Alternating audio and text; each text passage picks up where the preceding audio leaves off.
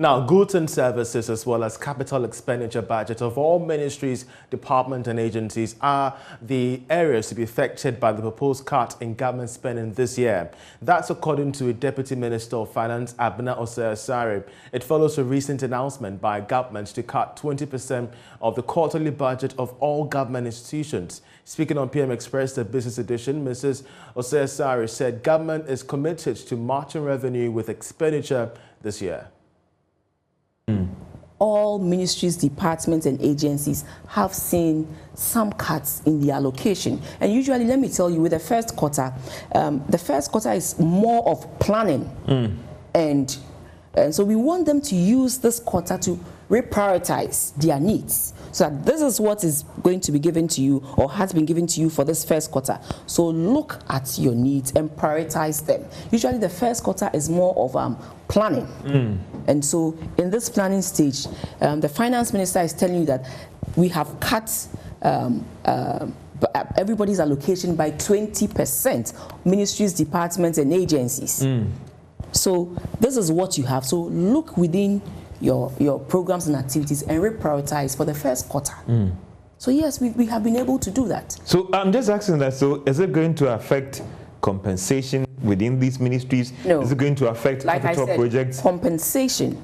It cannot be touched. Cannot be touched. Cannot be touched, as well as statutory funds payments, because it's a function of what comes in as revenue. But apart from that, all ministries, departments and agencies, goods and services and capital expenditure has seen some cuts. So it's going, the first quarter. It's going to affect goods and services. Yes. It's going to affect capital expenditure. Yes. And which other areas again? Because some of these foreign investors that... No, the budget is made up of your compensation, your interest, your goods and services, and then capital expenditure. Okay. Yes. So goods and services and capital expenditure, yes. Those are the areas that is going to affect. And it's across board, all ministries, departments and agencies. Sorry for some clarity. Have we been able to quantify this cut and the impact on our total expenditure?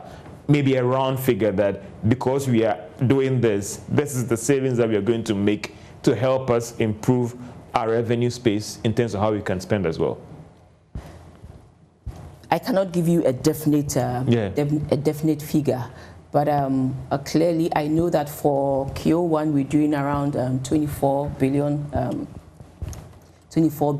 cedis in terms of expenditure. Cut.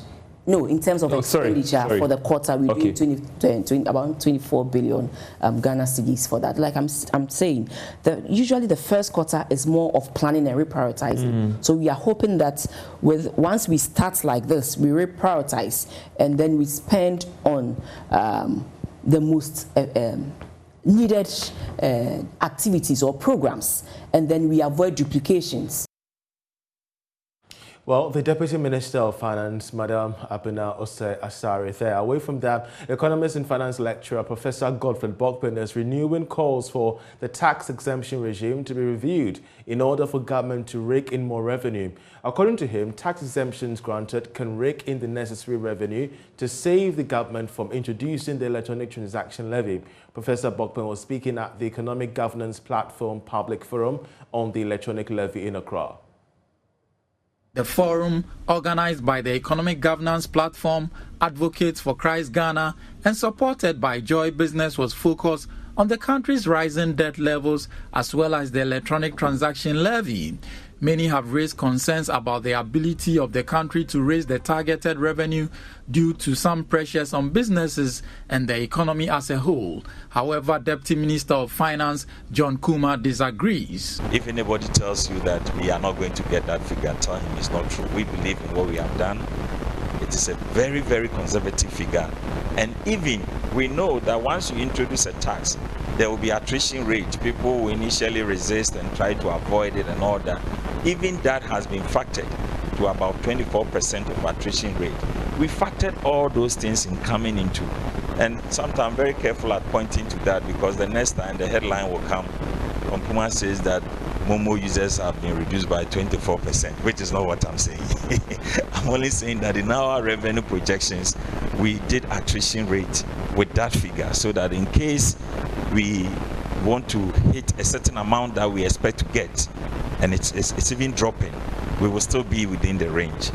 He also used the platform to reject calls by some sections of society that the country should go back to the International Monetary Fund for an economic program. Nothing wrong with discipline, but there is social and political and economic consequences for going through an IMF program. And you and I know that before the NDC government left, we had formed Graduate Unemployment Association in our country. About 100,000, we had to introduce what we call NAPCO to absorb about 100,000 graduates who had completed school for 3-4 years with no opportunity in the public sector. A lot of consequences will come when you want to go through a certain path. Meanwhile, the country representative of the International Monetary Fund, Dr. Albert Tunamama, has urged stakeholders, including the government, to focus on policy measures that will revive the economy rather than going to the IMF for an economic program. According to him, although an IMF program is a good one for the short term, it is not sustainable if drastic policy measures are not followed. So I think there is so much emphasis on the conditionalities that it seems that they come out of nowhere. These are negotiated reforms that need to happen in order to get yourself out of the difficult situation. And for this reason, we have no doubt that the program with the IMF will be extremely helpful in the current situation. But we are mindful, and we've had these conversations, that that's not the direction that the government wants to take. And I think that, and I'll call on all the stakeholders, the focus should be on what else needs to happen. Fine, the IMF is not a solution. Let's focus on the reforms. Let's focus on the spending streamlining. Let's focus on the policy package that is out there to fix the problems that I have listed. That's where the focus should be. Economics Professor Godfred Bokpin challenged government to block the financial loopholes in the tax system to raise the necessary revenue rather than going ahead with the e-levy. The point that we are making here is that we all agree Ghana needs more money. We need to scale up our tax effort and all of that. The mode, the medium, the strategy to achieve that must be equitable, must be progressive, and must also recognize the realities on the ground that, as Prof. Aka said, that whilst government is struggling at the aggregate level, it's a reflection of the individuals, households, and also firms. And therefore, whatever tax measures you introduce to solve your problem at the apex level must reflect reality in an inequality worsening pandemic that we have. Well, in as much as some experts seem to agree with a data-driven approach to broadening Ghana's tax net, a leadership and change management consultant is worried about tax holidays granted foreign companies. Dr. Victor ABBEY believes that the practice is contributing significantly to revenue losses. Thankfully, he joins us via Zoom for more. We're grateful that he could join us. For government, it is a strategy to attract more foreign direct investment, hence the decision to grant tax holidays to foreign investors. Why are you opposing this policy? Thank you, and good afternoon to all listeners and then the viewers. I indicated that in as much as our tax regime or taxation regime must be driven by data, there are provisions in our tax regulations that are not favorable to the local, SMEs especially, or the informal sector. Why do I say so? You have from the GRA's own website, you will see a couple of tax holidays, granted foreign companies using local materials to produce either manufacture or kind of roll out some service. And they are granted tax holidays ranging from 5 to 10 years. All I saw there, or all you can see there, is the fact that you are using local materials, but the SMEs or the informal sector that produces these, materials or inputs are taxed severely or heavily taxed. And so they find ways and means to kind of, find ways and means around the tax system or the taxing system where they avoid tax because they cannot afford. right from registration. Once an SME is registered, the tax authorities are on their neck. So the same personnel of tax authorities will tell them these are the ways you can find to avoid tax. And these are losses. And come to the foreign companies that enjoy these tax holidays. The smart thing most of them are doing is once the holiday expires, they either sell it off or fold it up and metamorphose into something else with a different name and come up again and enjoy similar tax regime. The worst part of it for me lies in the fact that even as the tax holiday expires, the regulation says so long as they continue to use local materials to undertake the activities, they will continue to enjoy same tax holidays. We need to take a second look at that. Of course, we do know that Parliament is currently, examining the tax exemption bills for us to see the remits of this and how far it's going to cover the catchment areas of foreign nationals and, expatriate businesses in the country. But you're also suggesting taxing SMEs to help build the Ghanaian economy. How sustainable can this be? Well, the point I was making earlier was that if we agree as a nation that we need to enjoy some tax holidays, the local companies, the SMEs, must equally enjoy such tax holidays. Because from all the figures, the data that we've seen around, the informal sector is the backbone of this economy. And so if you want to tax them, you must be careful how you go about it. Otherwise, you are more or less going to collapse the economy because these SMEs, first of all, do not have the requisite or enough capital to run their businesses. And so overtaxing them will mean most of them will fold up, the resultant to be unemployment and all the accompanying, issues that we can talk about. So yes, we must all be committed to paying tax, but we must take a critical look at the regime, how we can achieve equity without unfairly, rendering some other people, other players in the economy, useless or toothless when it comes to contributing their quota to the economy. And I think that dovetails into the argument of the controversial e-levy. Want to get your thoughts on it, especially when various tax experts are raising concerns regarding equity when it comes to this tax element. How do you respond to that?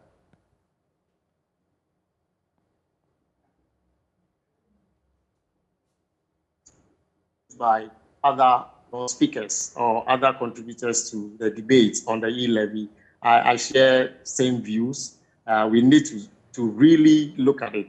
I have personally argued in some quarters that the e-levy in itself is not bad, but we need to look at it critically, how we implement it.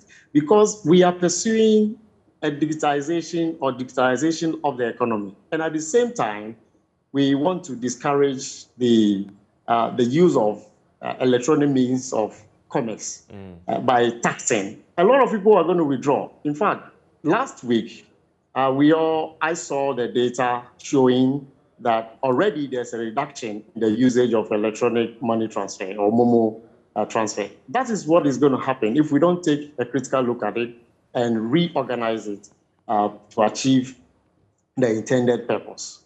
So I share most of the views that other experts have. Indeed. Dr. Victor ABBEY, Leadership and Change Management Consultant, we're grateful for your time with us. Well, still ahead in the bulletin, Joy Business Shopping List, of course, will bring you a special report on the prices of items ahead of the Valentine's Day celebration. Do stay with us. This one costs 50 cedis. We have mug with rose. This rose is soap, liquid soap. It's 35 cedis. And we have double mug, 50 cedis.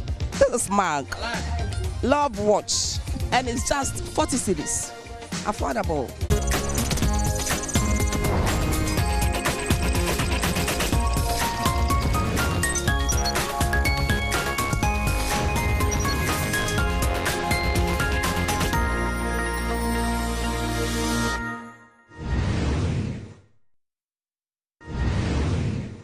Now, it's almost that time of the year when love fills the air and loved ones around the world celebrate Valentine's Day.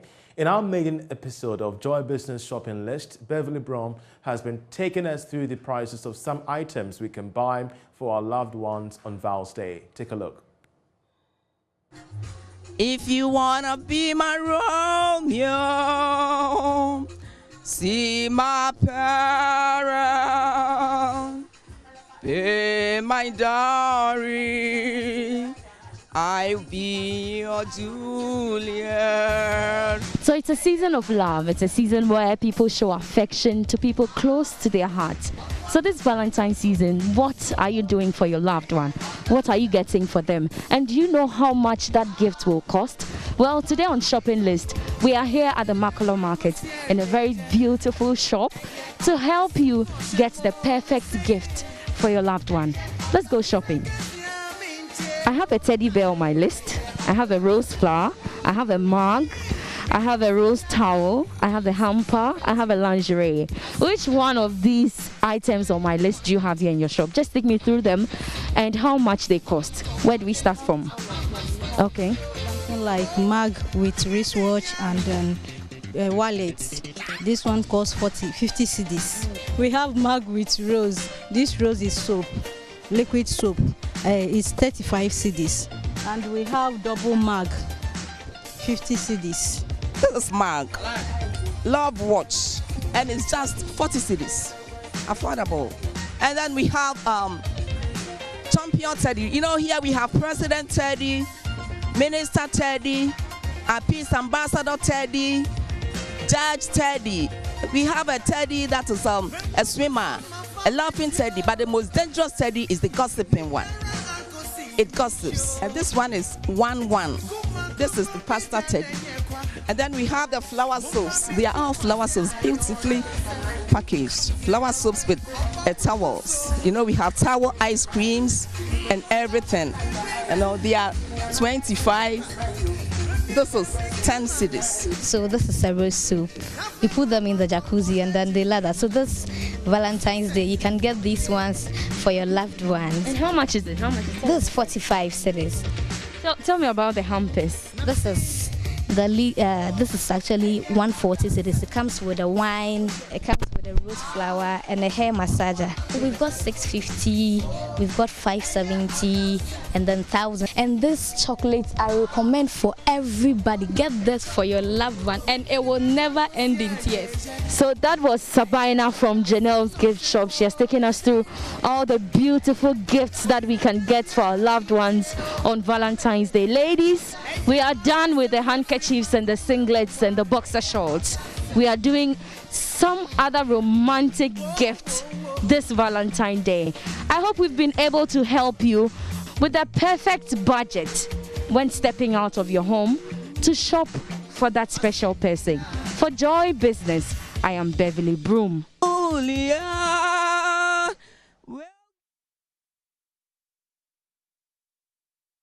I'll be your Juliet. I'll be your... Very proud report there, helping us appreciate costs of Valentine products ahead of the D-Day, which is just 2 days away. We shall keep an eye on that as she gives us updates in her subsequent reports. But away from that, a Chief Executive Officer of the National Petroleum Authority, Dr. Mustafa Abdul Hamid, has revealed that the authority is working to ensure that the Bolgatanga depot of the Bulk Oil Storage and Transportation BOST Company Limited becomes more vibrant than it is at the moment. Chief Executive Officer of the NPA, Dr. Mustafa Abdul Hamid, has revealed that the authority is working to ensure that the Bolgatanga depot of the BOST company becomes very much viable in the future. Take a listen. Officials of the National Petroleum Authority, NPA, led by CEO Dr. Mustafa Abdul Hamid, were on a work visit to the Upper East region. It was the first visit since Dr. Abdul Hamid took office as CEO of the NPA and formed part of a tour of the country's downstream petroleum industry. The NPA CEO and his officials took a tour of the Bolgatanga depot of the Bulk Oil Storage and Transportation BOST Company Limited. He also paid courtesy calls on the Upper East Regional Minister, and the regional police commander before making a stop at the office of the Ghana Immigration Service at the Ghana-Burkina Faso border at Paga. Dr. Mustafa Abdul Hamid later briefed journalists about his tour. The reason that we have to see a police commander is because there's a lot of illegality that goes on also in the downstream petroleum industry. Whether you are talking about fuel smuggling into Ghana or out of Ghana, in every region we have quality assurance officers who also go around the filling stations, testing the products once in a while to ensure that the products that are being sold meet the required standards. And when they do not meet the standards, they have to be sanctioned. Their stations have to be locked up, etc., etc. Now, when these sanctions are applied, we want to make sure that we have the full backing of security agencies to ensure that stations that are locked do not come and open them and operate illegally. He revealed that the Bolgatanga depot of BOST had not had much work to do since November last year, but there are plans to make the depot more vibrant than it is currently. This depot only takes products that are meant for the Sahelian region, for Burkina Faso, Niger, Mali, and etc., etc.